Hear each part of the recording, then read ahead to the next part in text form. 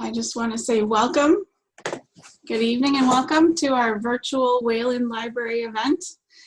Tonight we are excited to have Ed Hagenstein here with us to talk about his recent book, The Language of Liberty, A Citizen's Vocabulary, which you can borrow from the library. Ed worked in educational publishing for 3 decades as a textbook writer and editor, specializing in history and social studies. His previous book, American Georgics, Writings on Farming, Culture, and the Land from 2011 won honorable mention for the New England Book Festival in the Compilations Anthologies category. Ed lives and works in northern New Mexico. In addition, we're especially excited to have Ed here because he has a long history and connection with the library, which he will tell us more about. So thank you so much to Ed for returning to Wayland tonight. I have a couple Zoom housekeeping notes. First, we are recording this session for broadcast on WACAM, which is our local cable access station. And it will also be available on their YouTube page, so you'll be able to see it again and share it around. But that also means if your video is on, you may see a tiny thumbnail of yourself on TV or YouTube. So feel free to turn it off if you're more comfortable with that. When I'm recording, I'm going to record myself and Ed for the most part, but you may show up at times. Feel free to add any questions to the chat at any time. I think we're going to save them till the end of Ed's readings and presentation and have a Q&A session. So if you want to remember them and put them in the chat, that's fine, and I'll make sure we read them. Or if you want to just hang on and read it aloud or speak aloud at the end, that's fine too. So now that we've got that all out of the way, we are ready to get started, and I will hand it over to Ed. Okay, thank you so much, Courtney. I appreciate that. Just one quick note, honorable mention for my previous book, something I always like to remember. I thought it was a terrific book, but we got honorable mention, and in first place was a collection of rap lyrics, which I thought was pretty funny. I thought I'd say something quickly about just how nice it is to be back doing this with the Wayland Library. I have a long history with the library going back probably to 1972, so just about 50 years, almost 50 years now. And I remember back when the librarians I was dealing with were Jan Owens and Molly Adams. So that goes back a little ways if anybody remembers those names. My father was also very involved in the library. He was on the library board of trustees for a number of years, and he always had that was a relationship he valued a lot, and he loved the library. So this is like a little bit of a homecoming, and very, very nice that way for me.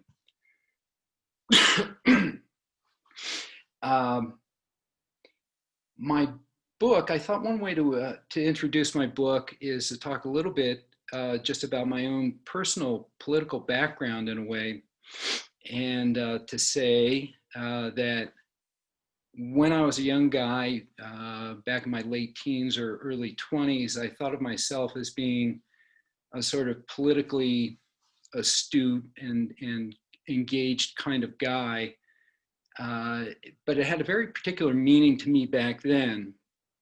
And what it really meant more than anything was that I had a sort of handful of decided opinions about certain issues that were prominent back in those days. I was sort of issue oriented, and that's what it really meant to be politically involved to me.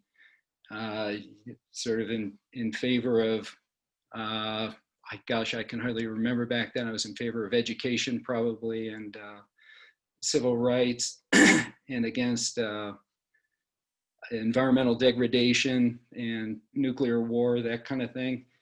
But it was very much a matter of feelings and opinions about issues. And that leaves, in retrospect, a certain amount out. I, even at the age of 21, and despite having graduated from Wayland High School, I probably had only the dimmest notions of what was actually in the Constitution, for instance. I didn't know anything about sort of fundamental constitutional matters, matters about institutions of government, some of the fundamental concepts. It was all sort of feelings and opinions about issues. And in a way, my book that's come out here turns that on its head. Instead of being lots and lots about the issues and not so much about institutions and basic concepts, it's really all about the fundamentals, the nuts and bolts, basic concepts, and very little about issues per se. It is meant to be non-partisan, meant to be sort of ideologically even-handed as much as possible, and really getting at those basic fundamental issues, fundamental concepts of the constitutional way we're organized governmentally. The approach I've taken is to write about the words and terms that we use when we're talking politics, when we're talking government.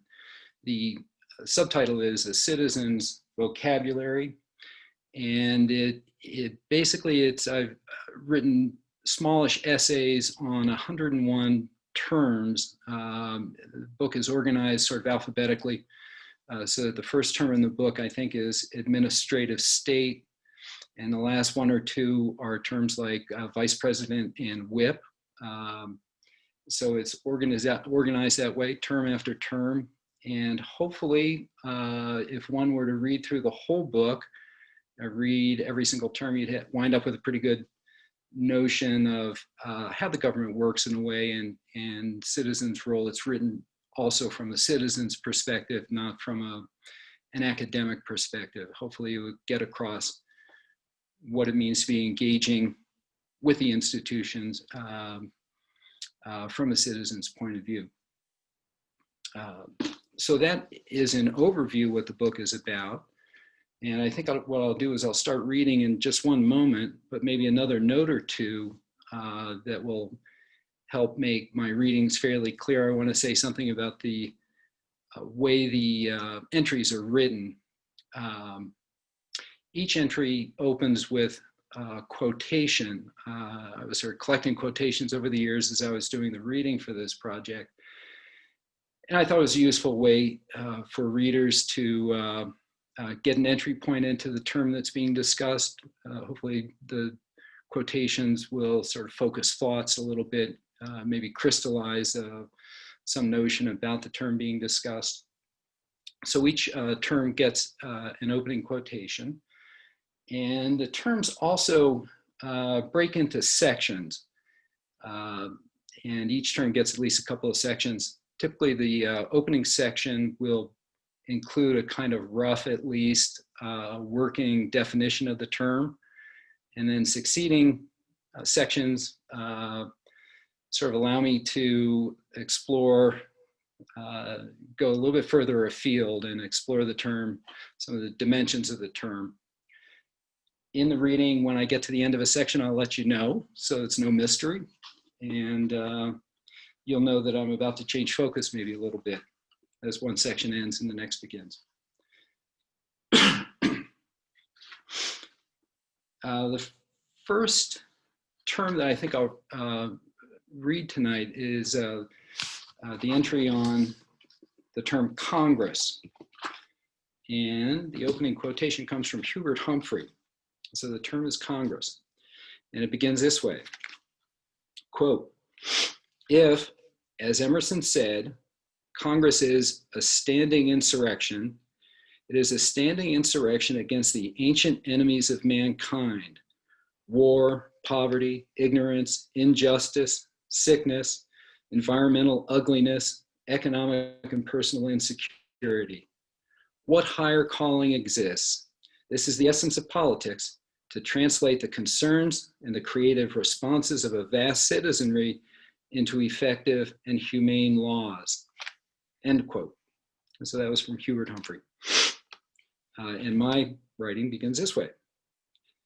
In 1965, when Hubert Humphrey spoke those words, the United States was enjoying a run of mostly good years. In the decades after winning the Second World War, the economy was booming. Civil rights were expanding, and we were sending astronauts into space. Such feats and good fortune seemed to promise only more and better times ahead. Hubert Humphrey was a fitting embodiment of the country's mood at the time. A longtime senator, then vice president under Lyndon Johnson, Humphrey was nicknamed the Happy Warrior for his expansive optimism. Looking back, one is impressed that he thought Congress should take aim at such, quote, ancient enemies as poverty, ignorance, injustice, and sickness, as if it were possible to aim everywhere at once. It's worth considering, though, what the authors of the Constitution would have made of Humphrey's attitude. The era of the founding was also, in its way, a time of optimism, and like Humphrey, the founders placed a great deal of faith in the capabilities of Congress. They believed that political power must come from the people, and that their will should naturally be expressed through a representative legislature, Congress here, that would take the lead in making laws for the country. And Congress was literally the first branch of government in the founders' eyes. In Article 1, just after the preamble, the Constitution grants Congress the power to write the nation's laws. This power even included the power to call into being the government itself. After the election of the first Congress, we did not yet have a government in effect. For the government to form, Congress had first to gather and next to pass the laws that established the Department of the Treasury, the Department of War, and the Department of State, as well as the Judiciary Act of 1789, which created the Supreme Court and the federal judiciary. Our national government was created by an act of the people's will, enacted through the representatives in Congress. However, though the founders placed real faith in Congress, that faith was limited. The framers of the Constitution took great pains to prevent the concentration of too much power in the government. For this reason, no sooner does the Constitution grant Congress, quote, all legislative powers, end quote, of the new nation, than it begins to limit those powers. For instance, Congress's lawmaking powers are checked by the president's power to veto laws that Congress passes. Congress's legislative powers are also limited by the judiciary's powers to review the constitutional legality of those laws. Moreover, Congress's powers are limited by its own internal structure. The framers made Congress bicameral, with legislative power divided between two separate bodies, the House of Representatives and the Senate. Each has its distinct makeup, and each acts as a check on the other. By requiring that bills move through both houses in order to become law, the founders assured that each bill would be scrutinized and tested from the differing perspectives of the House of Representatives and the Senate. Congress's powers are not only divided between the two houses, but are also divided within each house among all its members. And this is perhaps the biggest limitation of all. These members represent their home constituencies, which mean they carry all sorts of differing interests to Washington, economic and cultural. Once in Congress, they also have a basic equality, so all voices get a chance to be heard and to vote on the nation's laws. In order to pass, every piece of legislation must gain enough approval from these highly varied members to win majorities in both the House of Representatives and the Senate. In each house, members debate the bill, propose changes, debate some more, and hammer out compromises over the course of weeks or months before it is voted on. Bills, having been shaped and reshaped in each house, must then be reconciled between the House and Senate versions. For a bill to survive this gauntlet is no mean feat. All this complexity affects the end product. Congress's complicated approach to legislation has the effect of broadening the base of support for laws and effectively requiring compromises for their passage. This generally undercuts highly ambitious legislation. Laws coming out of Congress tend to be pragmatic rather than strictly ideological, and tend to produce incremental rather than sweeping change. But the congressional process is designed to yield this effect too. Whatever legislation does pass will have broad, sustainable, and bipartisan consensus behind it. Congress builds low but sturdy. And that's the end of the first section. The next section begins this way. What happens, though, when the country faces challenges that seem to call for ambitious legislation? This has been the case ever since the late 19th century as the nation underwent industrialization, urbanization, rising international power, and all the stresses that have come with these and other changes. Lacking efficiency, Congress has had trouble keeping up with the demand for legislation to meet all these challenges. As a result, it has been bleeding power, with much of that power accruing to the presidency. Thinking back on major governmental initiatives over the last century, we recall the presidents who proposed them and not the Congresses that supported them. Franklin D. Roosevelt and his New Deal, Lyndon Johnson's Great Society, Ronald Reagan's Revolution, and George W. Bush's War on Terror are all examples. Congress played its part in each, but cannot be credited with a real initiative in forming these programs. Given Congress's inherent limitations, it is no surprise that sweeping legislation flows more naturally from a president, with Congress playing a supporting role. When Congress is aligned with the president, it can pass far-reaching legislation. But at other times, Congress seems almost paralyzed in reacting to national challenges. As Congressman Morris Udall once put it, Congress at times seems like a sailing ship with all anchor and no sail. This institutional weakness might account for Congress's low approval rating, which in 2016 dipped as low as 13%. It has also led longtime observers to worry about Congress's health. Norman Ornstein sees it as, quote, the broken branch of the federal government, and calls for increased bipartisanship and pragmatism in Congress to make it more effective. Professors Terry Moe and William Howell make a more dramatic suggestion, changing the Constitution itself. They note that national problems fester while the government seems to dither. They add, quote, with Congress the prime source of dysfunction, it should be moved to the periphery of policymaking process where its pathologies can do less damage, and presidents should be moved to the center where they can do the most good, end quote. Moe and Howell call for a legislative fast track in which the president proposes legislation and the two houses of Congress vote up or down without delay, amendments, or parliamentary maneuverings of any kind. This more streamlined legislative process would surely lead to more potent policymaking. It's worth keeping in mind, however, the founders' fear of concentrated government power that led them to make our system as convoluted as it is. Likewise, we should remember that the process by which law is made will have an effect on the character of the law produced. Moe and Howell assume that better law would result from their plan, less muddled by congressional tinkering. But by the same token, fast-track legislation will allow more ideologically driven policy. This can be dangerous in itself. What if those uncompromising laws are bad? Such a process might also degrade the long-term consensus support for the laws, something our system of governance depends on. Low but sturdy has its uses in a highly diverse nation. And that's the end of that reading. I might just say, make a couple of comments about that, about Congress. One thing is that I think Congress's sort of lack of expediency and lack of efficiency in a way, we should remember that that's been a problem for a very long time. It's frustrating now, but people have been worrying about this for a very long time. Woodrow Wilson, back before he was president, when he was an academic focused on political science, wrote about exactly this problem, the sort of inefficiency of the government in general, but Congress in particular was a concern for him.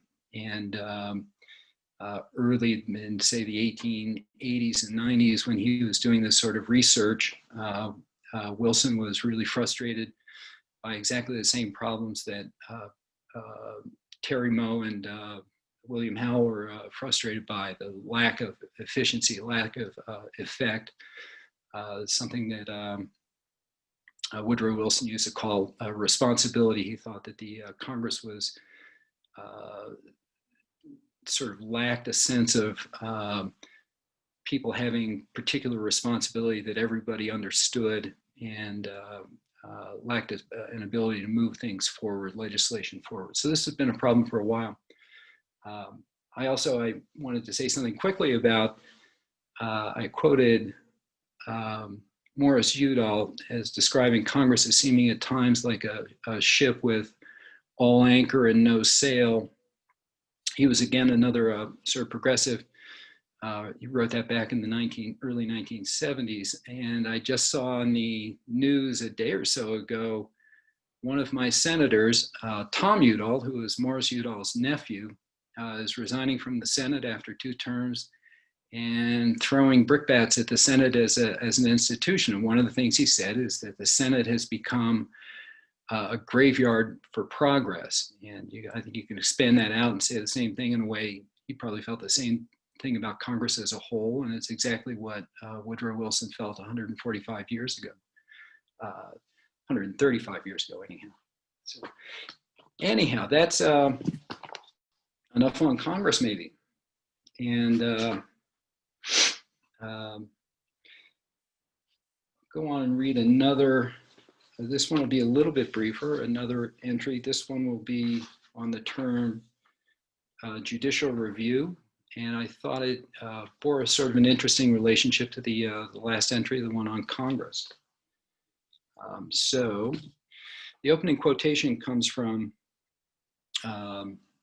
constitutional scholar named C.H. McElwain, who was at Harvard for a very long time, prominent guy back in the middle of the 20th century. Great figure back in his day. So the opening quotation goes like this, quote, "Judicial review, instead of being an American invention, is really as old as constitutionalism itself, and without it, constitutionalism could never have been maintained," end quote.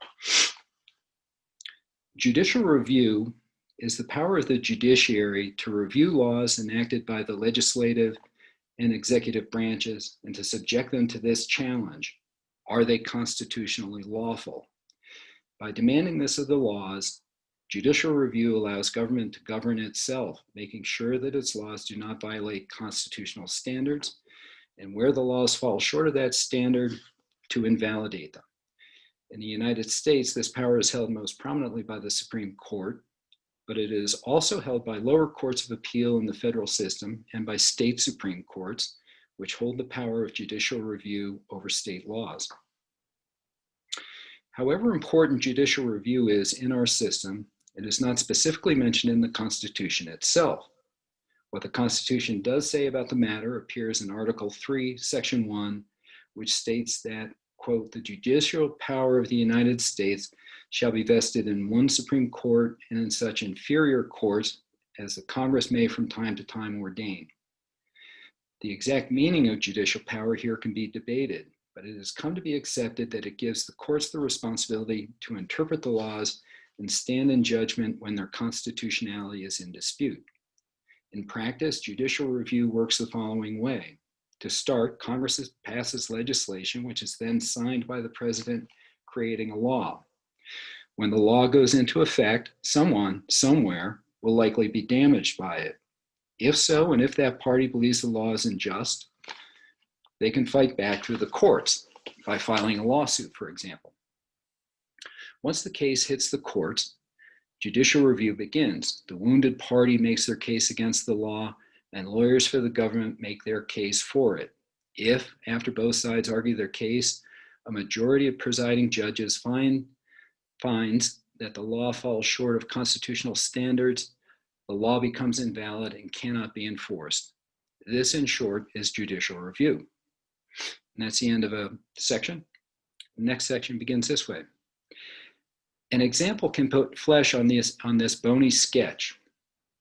In 1989, a protester in Texas who burned an American flag was arrested under state law and charged with vandalizing a respected object. He was tried and convicted, then chose to appeal the conviction, with the appeal eventually reaching the Supreme Court. In trying the case, the court had to decide whether the Texas state law was valid or whether the plaintiff's burning of the flag amounted to a form of protected free speech. Weighing the arguments, the court reached their conclusion. Flag burning, they decided, was a form of political communication, and the law was not constitutional as applied to the protesters' action. This was not the final word, however. Soon thereafter, the United States Congress took issue with the ruling and passed a new national law, the Flag Protection Act of 1989, designed specifically to outlaw flag burning as a form of protest. By passing the law, Congress threw down a gauntlet. It confronted the Supreme Court with a law that directly opposed their previous decision and that had the full power of the nation's legislature behind it. As Congress was debating this law prior to its passage, activists watched intently and anticipated the result. When the law reached the president and was signed into effect, these activists greeted it warmly. That is to say, demonstrators flocked to the streets in cities around the country and promptly set fire to dozens of flags in protest. In Washington, D.C., 4 protesters were arrested and charged with violating the new federal law. They contested the arrests, once again claiming protection under the First Amendment.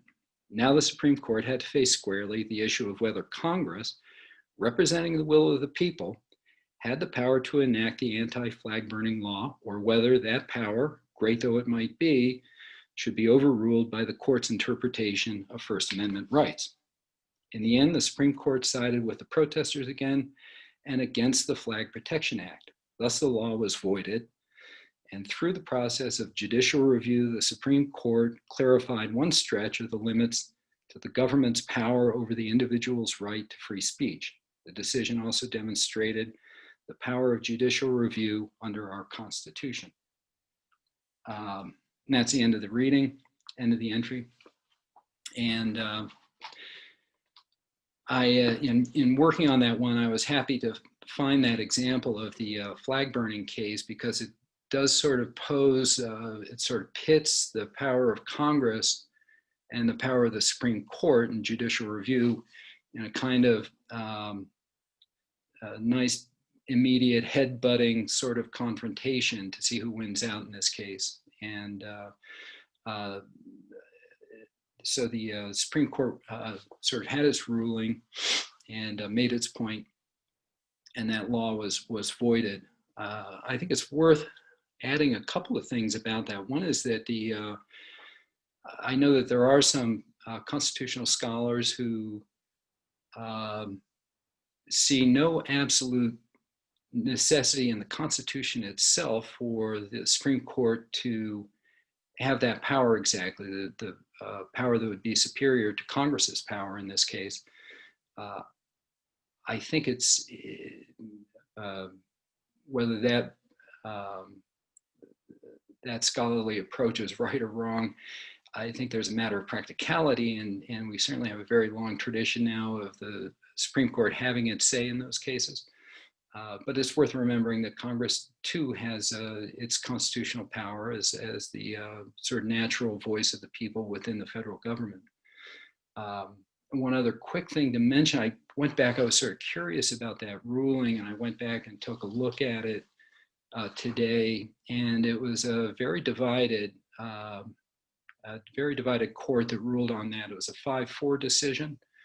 So not quite half of the members of the court were not swayed by the ruling, by the legal reasoning that reflected in the majority opinion. And that's a reminder that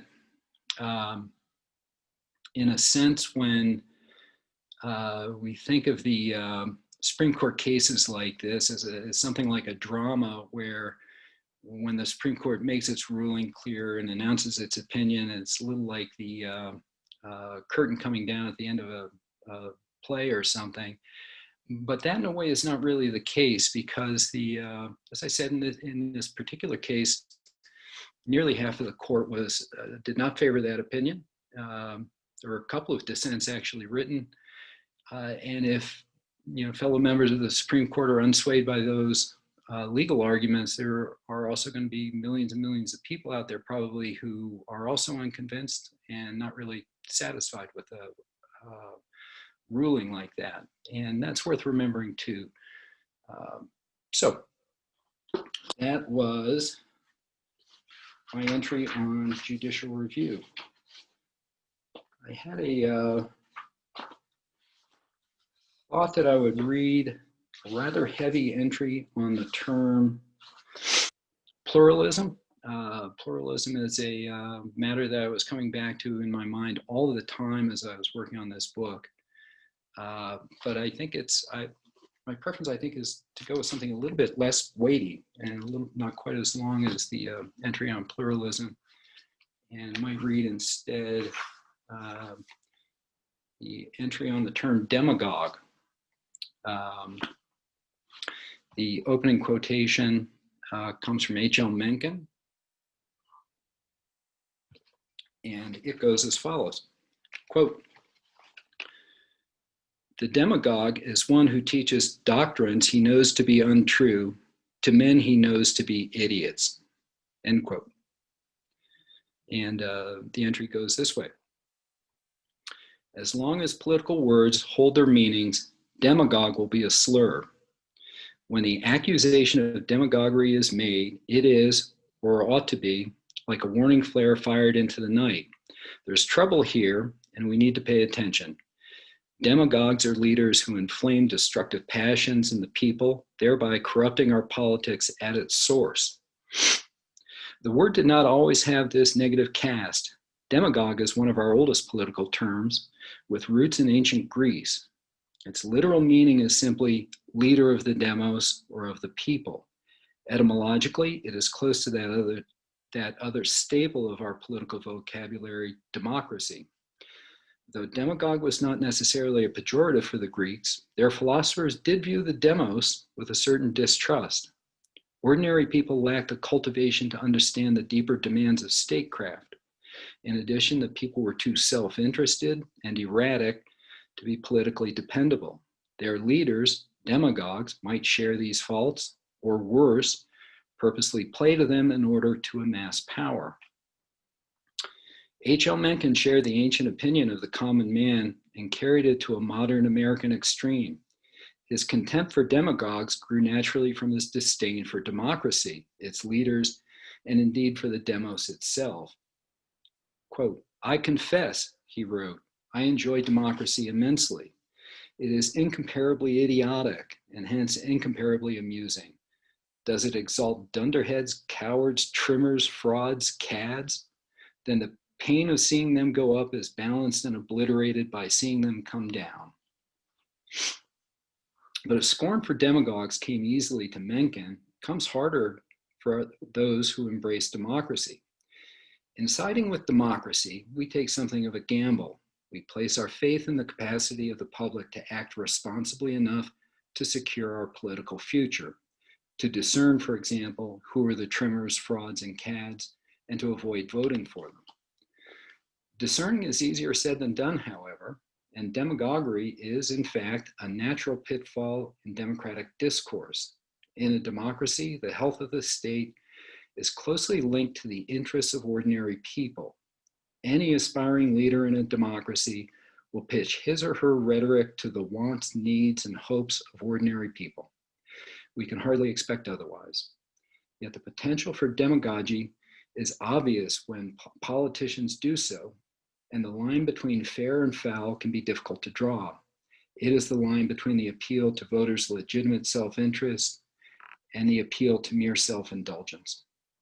To a degree, this difference is in the eye of the beholder. For conservatives, a good deal of progressive rhetoric is inherently demagogic. Free healthcare, free college, and the elimination of fossil fuels, these positions strike critics as unsustainable and as political pandering. To progressives, of course, they sound necessary. And as to demagoguery, the shoe is on the other foot in their opinion. Donald Trump's 2016 campaign promise to build a wall between the United States and Mexico, they think, plays to the worst aspects of American nationalism. To many progressives, the wall itself is pure demagoguery in massive physical form. Yet even charges of demagoguery can be demagogic. Standing in judgment over fellow citizens is a temptation best not indulged too freely. Healthy politics depends on the character traits we see that see most people through their personal lives, a degree of self-discipline, respect for others, and a sense of limits as to what we can demand of fellow citizens and from the world itself. Perhaps we find a clue to the nature of demagoguery exactly here, because the rhetoric of the demagogue undermines all of this. It nurtures grievances, contempt for others, and a sense of entitlement. This, playing to our weaknesses, is the mark of the demagogue and the source of the demagogue's power. And that's the end of a section. Next section begins like this. To see demagoguery clearly, it helps to look at it from another viewpoint, that of the working politician. Their job is twofold, at least for those who are elected to their positions. First is the task of winning the office itself, and here the uses of demagoguery will tempt them. Flattering the voters, overpromising, and caricaturing opponents are all winning tactics in political campaigns, and if a candidate is unconvinced of that, pollsters and party strategists will set them straight. The second aspect of the politician's job takes shape after the election and is roughly at odds with the first. Once elected, politicians need to legislate and to make policy. Given the structures of our political system, this inevitably means working with others to hammer out compromises and build a consensus around practical programs. The difficulty of this task is made worse by rhetorical claims made on the campaign trail. Writing laws that serve the needs of an exceptionally diverse society is not a process that allows every political promise to be honored.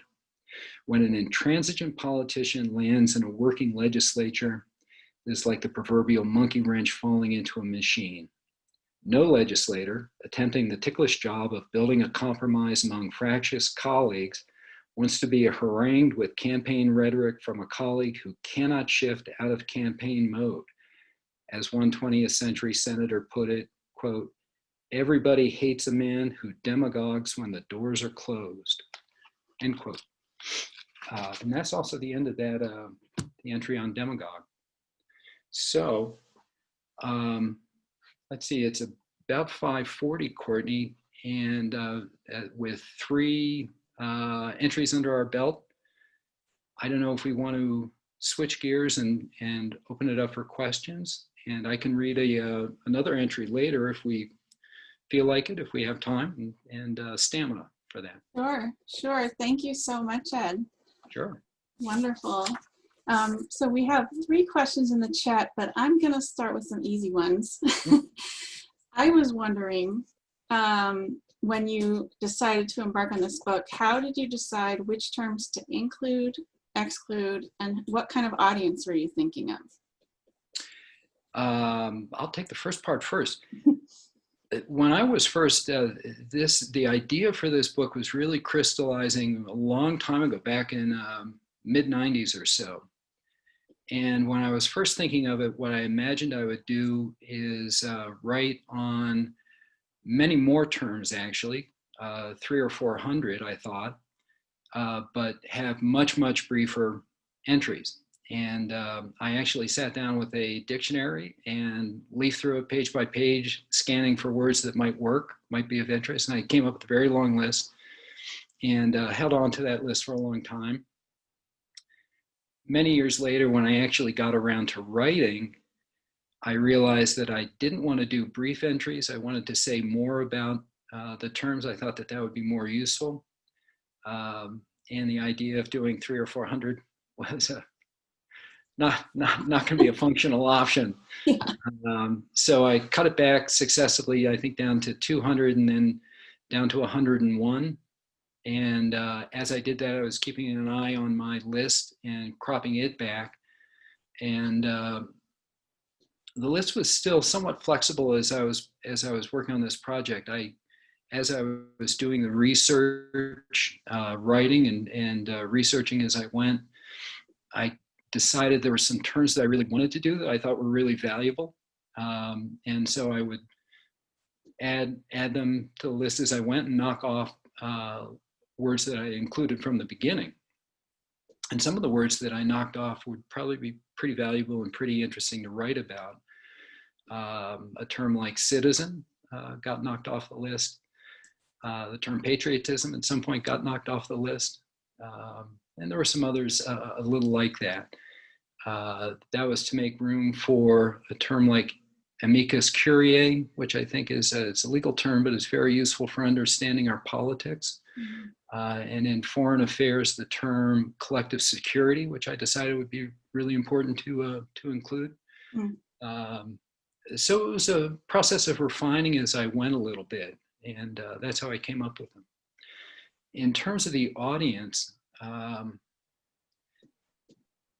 my intention all along was to write something that would be, again, the subtitle, The Citizen's Vocabulary, kind of gets at this. I wanted it to be accessible for ordinary readers. It's not meant for specialists. It's not meant for academics.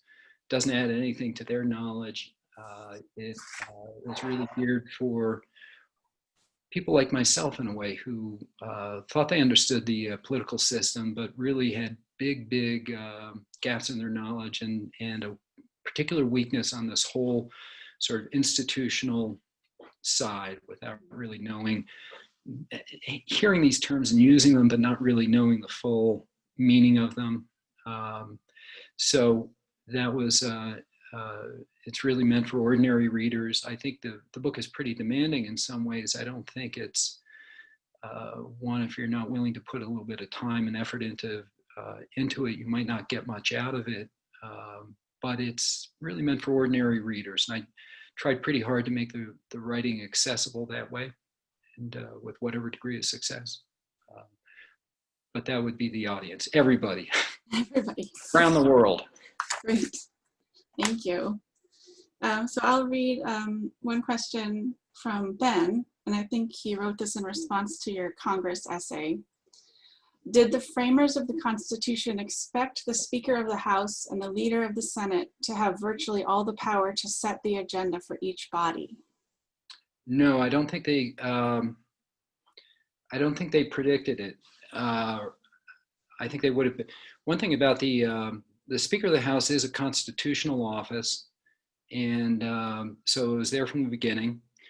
But the first speaker, whose name is escaping me right now, put a very high value on complete and total neutrality. The Speaker of the House at that time was thought to preside over the House, but not take an active part. It was a very non-partisan position. I believe actually that the first Speaker of the House refused to vote on issues when they came before, for a full vote in the House.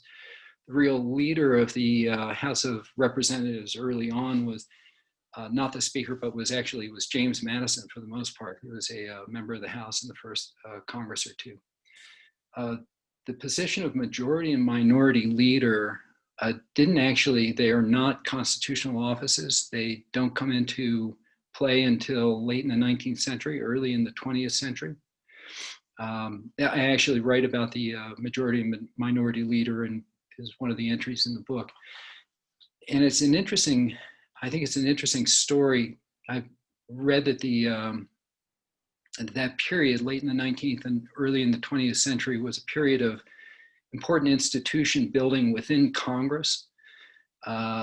Congress was sort of, the whole nation was struggling at the time to come to grips with some absolutely huge issues: industrialization, urbanization, mass immigration, a new role for the United States in the world, on the world scene, these sort of giant complex issues. And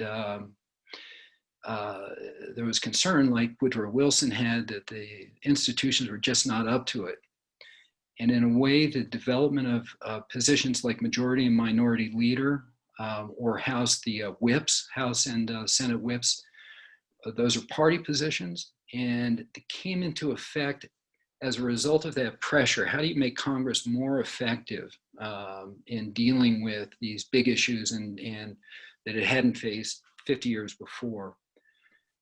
And part of the response was to develop a kind of party discipline and strength that having a majority leader sort of helped give that structure and give the parties a little more punching power, as did the position of whip. And the caucus was also, although there were caucuses going back to the early years of the government party, the caucus structure also got much more developed at that time. And all this was, I think, a response to sort of make Congress punch a little bit harder, in effect, to give it a kind of institutional strength that it had lacked up until that time.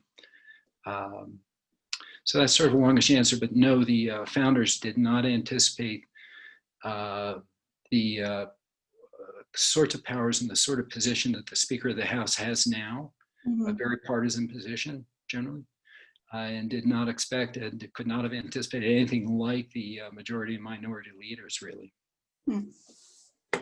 Thank you. Sure.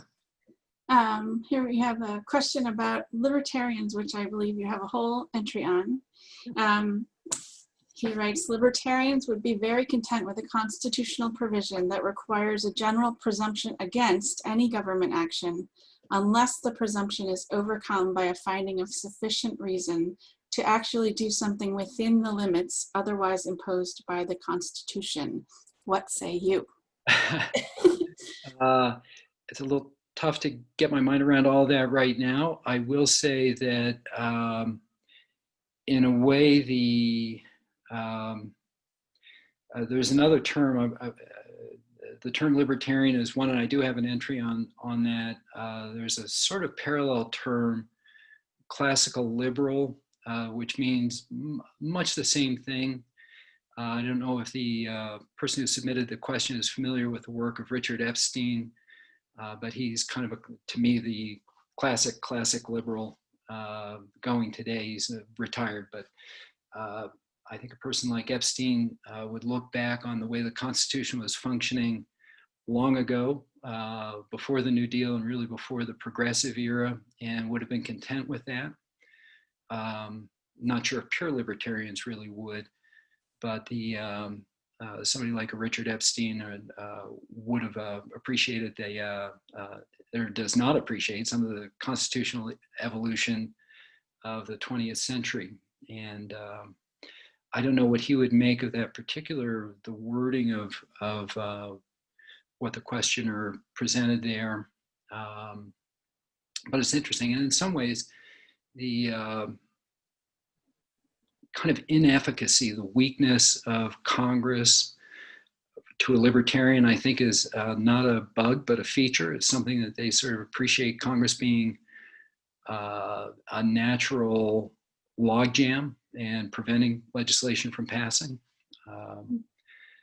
I don't know if that would, I might end my answer there. I don't know if that satisfies the questioner, but he's welcome, or she is welcome. You're getting a thumbs up. You're getting a thumbs up. Oh, okay. Here's a question about your quotations. Ben is asking, do you use any quotations from Will Rogers? And I'd love to hear just your process of selecting the quotations. Oh, I don't, I'm afraid. I don't have any from Will Rogers. The process is sort of, it's an interesting question. I'm happy to answer that. For years and years in my reading, I would stick little flags in books. Here is my copy of Flannery O'Connor's The Habit of Being, which has about 150 little flags sticking out of it. I did this with lots and lots of books as I was reading for this project. Unlike my Flannery O'Connor book there, what I did with the quotations as I went, is I consulted with a friend who's technologically capable, and he recommended a database and that I could use. And so what I did is flag things as I was reading, and when I was done with the book, I'd go back and review everything that I flagged. And if it was worthwhile in my eyes, when I was done with the book, I entered it into a database, and the database was had entries and was sortable by book title, by author, by topic, and it allowed me to go back and fish through quotations as much as I wanted. I wound up with a little short of 3,000 of these quotations. Wow.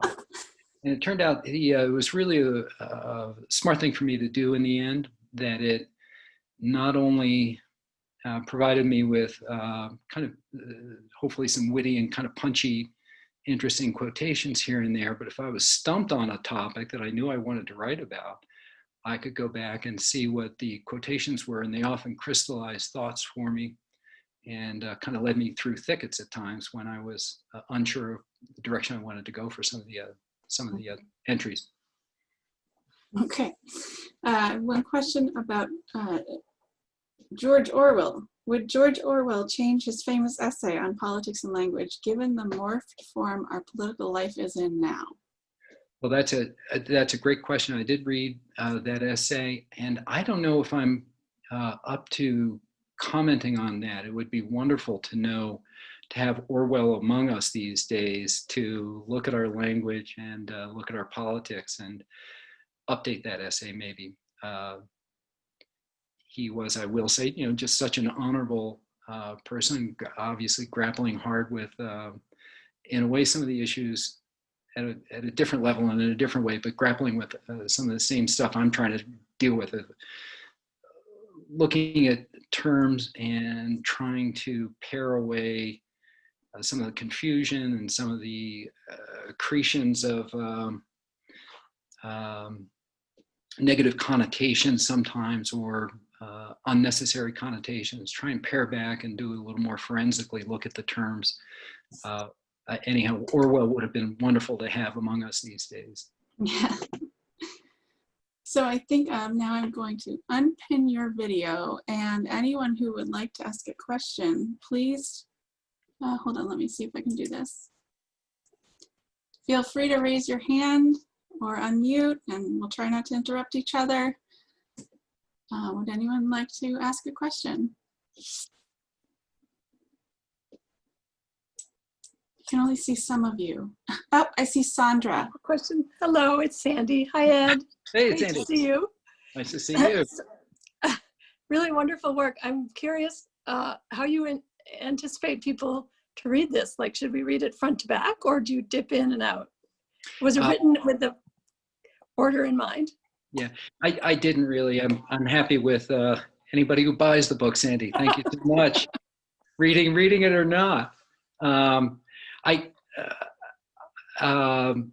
Dipping in and out is certainly fine. I think my siblings, when they first got the book and they saw the dedication to my parents, the first thing they did is go to the entry on Republican, on the term Republic, to see what that meant. I think it makes sense to dip in and out. It lends itself to that. I wouldn't want some of the terms that don't jump out at you. If you look at the table of contents and you think, my God, yes, I'd love to know what democracy means, or something like that. That's good. Some of the terms that I think are really important won't necessarily jump out that way. A term like administrative state's kind of important to know about these days. A term that I don't think I had even heard of was incorporation, which doesn't have anything to do with corporations, but is a term from a constitutional doctrine. Reading for that answered some questions that I had had in the back of my mind for decades about the nature of our government in a way. So there are some terms that are worth reading that wouldn't necessarily, the ones you jump at right before you turn off the light at night. I don't know if that answers the question. Yeah, no, that's good. I just wasn't sure whether you, like, in the later entries, refer back to things you'd already said. I didn't really, and that was kind of a little bit of a worry. I thought a little bit about doing some of that and decided not to. It was a little bit too much heavy lifting for me, I think. That's awesome, though, Ed. Sir, did you have a question on your iPad? Yes. Go for it. Hi. Yeah, we're only a week away from your electoral college review. What would you think right now, and what will you think next week? And aren't you very likely to have an edit into your thoughts on the Electoral College? That's a good question. I don't know. I'll have to wait and see. Think about that a little bit. The Electoral College is such a kind of a complex thing in itself, and the reasons for putting it in place originally, there was a logic there that is hard to sort of get your mind around a little bit now. And I'm not opposed to the Electoral College, but it is such a strange and peculiar device for doing what we do. And it can't, wholly apart from who you would have preferred to win in 2000 or 2016, the idea that the elected president winds up with fewer total votes in terms of the popular vote, that can't help but sort of erode a little bit of confidence in the system. And I think I'll leave it at that. But I will say that working on the book, doing most of the writing over the last 3 or 4 years, the news has been like this incredible avalanche of confusion to me. And I often felt, maybe I better tear this up and start over in 4 years or something, because there were so many confusions and so many difficulties arising. The daily news was not my friend, and probably none of our friends, but not my friend in terms of writing this book. Mr. Gillis. Well, Yes, all hi. of which kind of segue. My question is this. First, I'll start with a little doggerel that I learned a long time ago, and that is to you as a writer, and that is, writing pieces, bad or good, gives one a sense of parenthood, and he who strikes the author's child, a noble instinct has defiled. Okay? Now, with that as the prelude, my question is, which entry in your book did your editor cut out that you grieved the most?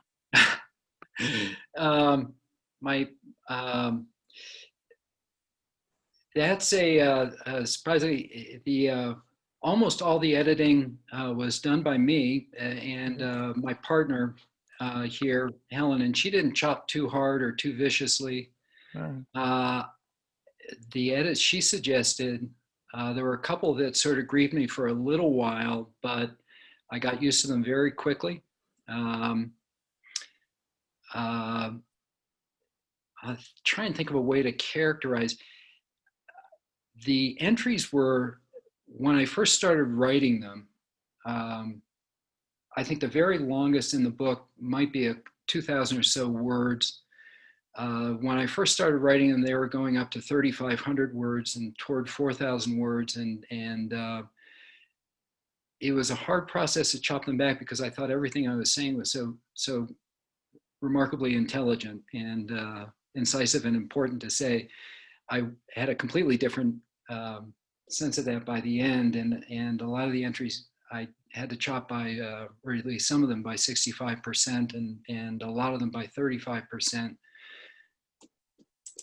It was kind of a painful process in some ways, but it also, it felt good overall. And one of the interesting things I was doing is I joined a writers group out here, a writers workshop, led by a terrific writer here in northern New Mexico, Leslie Poling Kempis. And reading aloud to the group was a really, really interesting and valuable practice, something to do, an interesting exercise. And it made me realize how long some of the entries were. And that made the cutting process feel better in a way, because it felt like I was really bringing things into focus with a particular readership in mind, with particular people that I was reading to. So that it felt good after a while to do that chopping. Thank you. Anyone else have a question? I guess I would ask a related question. Which term was the hardest for you to make clear to your readers? Let me approach it from a little bit different angle. Sure. Any of the terms that I was writing on early on, I think those were the hardest in a way, because I not only had to develop a kind of a format that satisfied me and an approach and also a voice in a way. But I found the earliest ones hardest, partly because I didn't have a framework for the whole thing in mind. I think as I went, I developed, well, like I say, a framework, but also some issues that I kept coming back to and some important things that I kept coming back to. And over time, that framework and that sort of solidifying of core ideas helped me write much more efficiently. I remember that one of the early ones I worked on that was very difficult to do was my entry for the term justice. God knows you could, write more or less forever on that. I remember I amused myself terribly by writing this very long, several pages about justice as it relates to an imaginary Japanese potter. I had this whole fictional thing that I wrote. It was very funny, I thought, and realized the next day just how awful it was and how unusable it was. In the end, in writing about justice, what I had to come to was not just talking about it in a kind of an abstract way, what justice is or isn't, but really trying to mesh notions of justice with our political system, and to talk about how justice is handled through our political institutions. It seems obvious to me now that I should have done that right from the start, but at the beginning, and that was one of the earlier terms I was working on, I was sort of fumbling around in very abstract territory and not seeing that as the way through. So I guess that's how I'd answer that question. Okay. Ben, shall I read this? Ben has a question. Did you include an entry about subsidiarity? No, but I'm a big fan, for what that's worth. What is subsidiarity? Subsidiarity, the person who asked the question might know better than me, but subsidiary is really a Catholic doctrine. I think of it as Catholic doctrine, in which the basic idea is that questions and challenges and political difficulties and social difficulties are best met at the lowest possible level of organization in a way. So it's better to deal with things as a neighborhood or as a parish, a local community.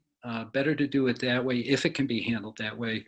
Better to do it that way than at national governmental level. More freedom, more responsibility, more active engagement if you're doing it at a lower and more local level. But whoever was asking the question might have a better, fuller explanation. That's the same explanation I have. Good.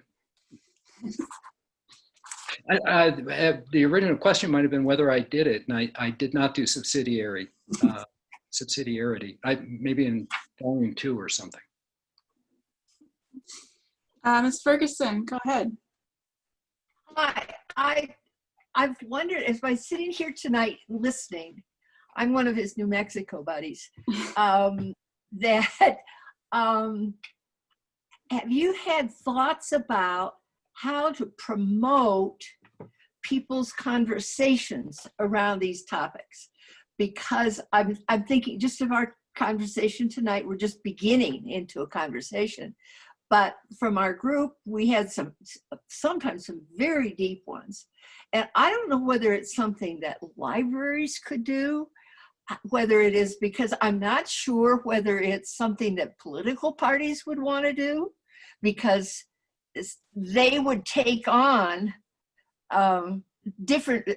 some people would disagree strongly, or without your presence or the presence of somebody who could do the kind of well, this is the way we were thinking about this. But anyway, I just wanted to throw that out there because I think the conversations that I've been part of have been thought-provoking, I've learned from, I could believe they would continue. I can imagine wanting to know so this person who asked that question could add more just because it's an interesting question. What you would add more in response because of all the study that you've done. So anyway, that's where I'm coming from. Yeah, I appreciate that. For what it's worth, Beth is very knowledgeable about politics, and I thank her specifically in my acknowledgments for the conversations that came out of our reading group, and Beth in particular, her observations and questions that she would ask me. I haven't really thought at all about any kind of way to promote conversations that might use the book. I love the idea, but I hadn't thought of any practical way to do that, I guess. Well, maybe somebody in this group can help, or like I was thinking, would it work for a high school class? Would it work for a book club?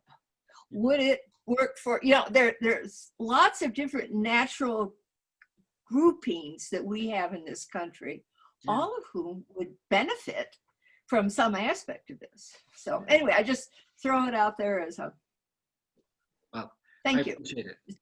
Mr. Gossels. Ed, first, I want to compliment you on an outstanding effort. Did a terrific job with the book. When you started your presentation, you said that when you were growing up, issues were the things that sort of dominated your thinking, and that the book is sort of the basis that was missing at that time, the really understanding of the institution that that governs our country and that allows the issues to be resolved. Over the last, I would say when you were in high school, if that's the case, then the schools already at that time were not teaching civics. The book that you've written is a civics, it's a wonderful textbook for civics. And you're an author that sort of has come out of the textbook field. Yeah. Is there any thinking on your part or people around you about reinstituting civics into the school curriculum around the country? We've lost it. When we were growing up, we had classes in civics. We learned the government. We learned how the various pieces fit together and what their functions were.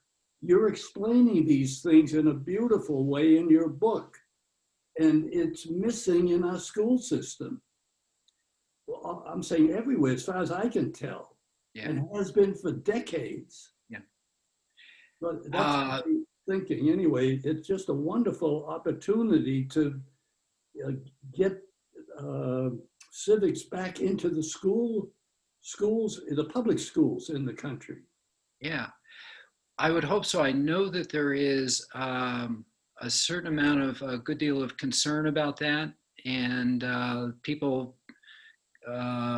we sort of wake up in these very turbulent political times, and I think there's an awareness on the part of people who are in a position, much more of a position than me, to take that into account and try and bring back civics as a real focal point for teaching, and that the absence of civics teaching has really been doing us some harm. There's a woman at Harvard, and I won't think of her name right now, but I think she published an op-ed in the Washington Post just a week or 10 days ago about exactly this. She made the point that we spend, X number of dollars educating in, I think her comparison was a STEM-related topics, $50 as opposed to 5 cents per student for civics teaching or whatever her figures were, but she was getting at exactly what you're getting at. And so I know that it's getting attention from some people in positions that might have a real effect. I'll tell a very brief story that I thought was sort of funny. My book, my publisher up in Vermont wanted to get reactions from local people to see if anybody was sort of interested in the content and had any observations about it. And so we put up on a kind of an electronic bulletin board up in Montpelier, Vermont, looking for people.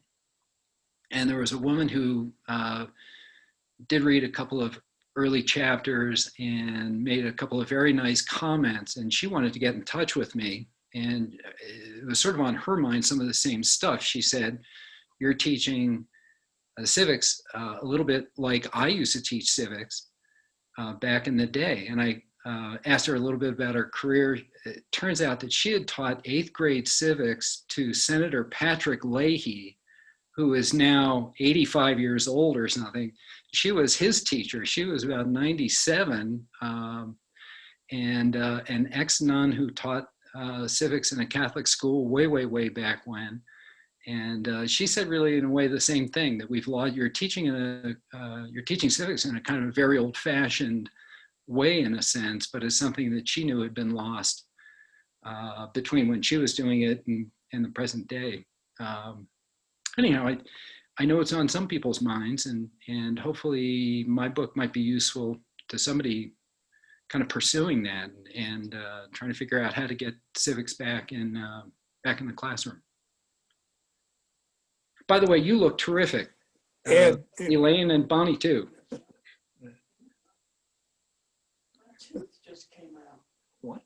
Oh my. Ed, if you look at the amount of money that is pouring into the Georgia elections, the invisible elephant in the room is money in politics. Any thoughts about how to include that in the next edition?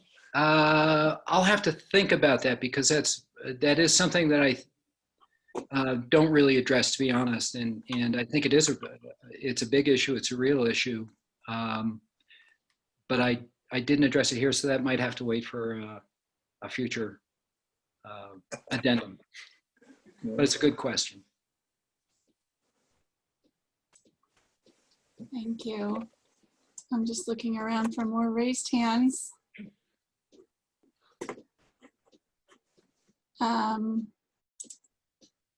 Okay, I'll throw out my last easy question. So you talked about which one was hard to cut, which one was hard to make clear to your readers. Hold on one second. Did I mute you? We lost Ed. I think I'm unmuted now. Oh, there you go. Which one was the most fun to define for you? Demagogue was sort of fun because Mencken was fun, and but another one that was really interesting. One of the ways I was coming up with terms was not only fishing through dictionaries, but also just going through the Constitution and looking for key terms that sort of jumped out at me in the Constitution. And the Constitution is really the text that I quote most and touch base with most. I wanted to go back to it as kind of the original source for a lot. But one of the terms that jumped out in going through the Constitution was the term treason. And in a way, it seems like a grim topic, but it was really interesting to read a little bit about the history of treason and the way it was, I don't know if I can find something amusing here.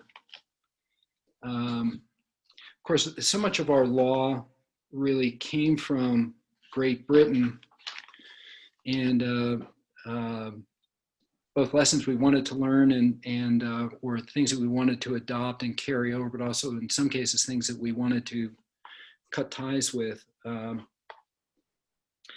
Henry VIII had this very extensive list of things that he thought was treasonous and was punishable with absolutely completely horrific penalties in England way back when.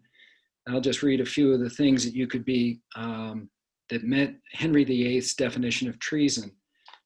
Quote, burning houses to extort money, stealing cattle by Welshmen, counterfeiting foreign coin, refusing to abjure the Pope, deflowering or marrying without the royal license any of the king's children, sisters, aunts, nephews, or nieces. So all this was treasonous. And in working up our own, how we address treason in the Constitution, it's very, very strictly limited, narrowing it to practically, well, to very, very few cases.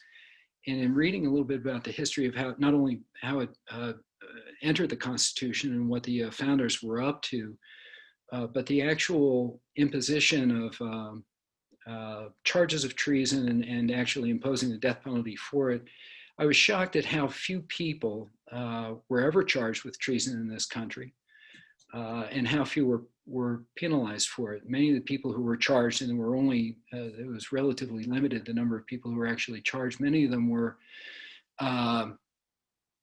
pardoned or received some sort of clemency. There has been no treason in this country since the Second World War. And even in the Second World War, there were really just a couple of people charged with treason. The Civil War, which you would have thought would be generated all kinds of charges of treason, never did really. So it's sort of an interesting lesson in the moderation of the Constitution, I think, the coolness of the reason behind the Constitution, that it was so limited and so difficult to actually charge people with treason. That's really straight from constitutional thinking from the founders, and it's has served our country well. Thank you. Yeah. Well, if I don't see any more questions, this might be a good place to end. Just give everybody one more chance to raise their hand. But I think we've covered a lot for the evening. And I would love to say thank you so much to you for sharing your work with us. Yeah, I appreciate it. Thank you, and thanks to everybody who showed up. Bonnie, I see your hands clapping there. Nice to see everybody out there. I just really appreciate your listening in. Thank you, everyone. Have a great night. Okay. Feel free to chit chat if you want to stick around.